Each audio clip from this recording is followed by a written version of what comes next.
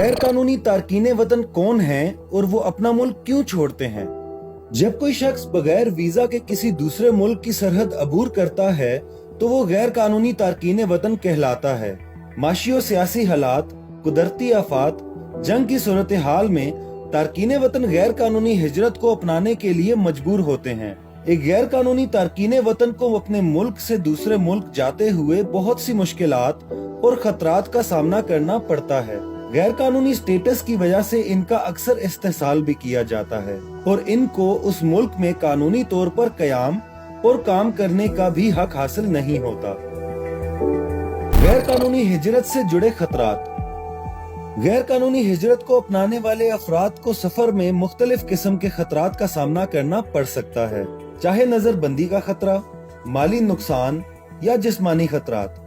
ज्यादातर तारकीने वतन इन इम्कानात को नजरअंदाज करते हैं जिनका उन्हें गैर कानूनी हिजरत के दौरान सामना करना पड़ सकता है। IOM की गुमशुदा तारकीने वतन की 2021 की रिपोर्ट के मुताबिक 6046 गैर कानूनी तारकीने वतन कंटेनर्स में दम घुटने, सहराओं में हलाक या समंदर में डूबकर जान से हाथ धो बैठते हैं।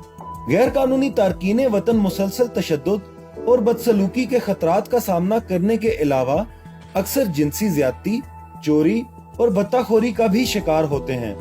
एजेंटों को फीस के तौर पर अदा की जाने वाली भारी रकम के नतीजे में मकरूज हो जाते हैं।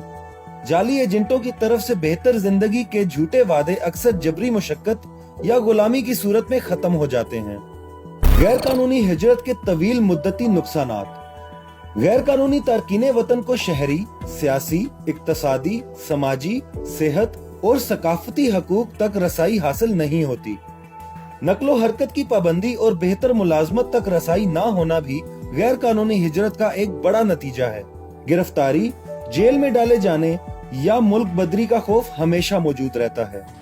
अगर कोई शख्स गैर कानूनी तरीके से बैरून मुल्क गया है और अब उसे मदद की जरूरत है तो आप उस मुल्क के मौजूदा मुतल्लिका हुकाम, पाकिस्तानी सफारत खानों से राब्ता करके उस शख्स को बचा सकते हैं। मजीद रहनुमाई और मालूमात के लिए MRC से राब्ता कर सकते हैं। Email info@mrc.org.pk, hotline 03041112 123।